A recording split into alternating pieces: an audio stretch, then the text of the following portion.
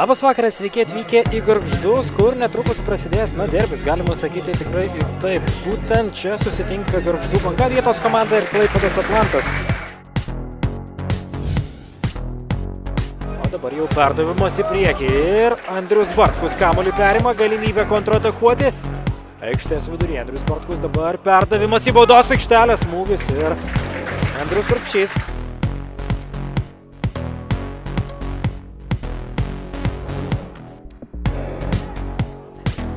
Dar vienas perdavimas į baudos aikštelės, prieigas, smūgis iš toli, Tamazis Čarkeišvilis.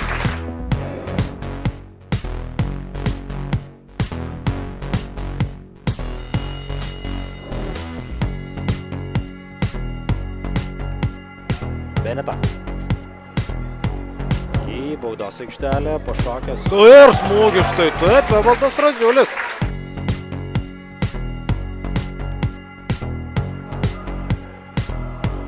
Dar kartą ir dabar jau Marius Papšys smūgis. Nepataiko į vartus Papšys, tai jau buvo gražu.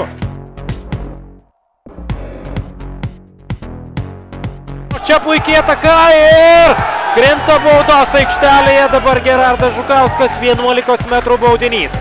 Rimantas Bogužas gali gauti ne, šį kartą geltoną kortelę. Ir čia turtinantis triukšmas. Bangos ir galiai bando sukurti pragarą Evaldui Raziuliui, jo smūgis ir 1-0. Įvartį pelno Evaldas Raziulis, realizuodamas 11 metrų baudinį. 52 mačo minutę į priekį išsiveržė Raziulis.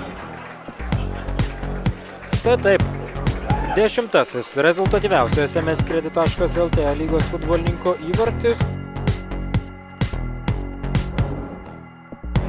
Rokas Borsas į baudos aikštelę, čia per save smūgis!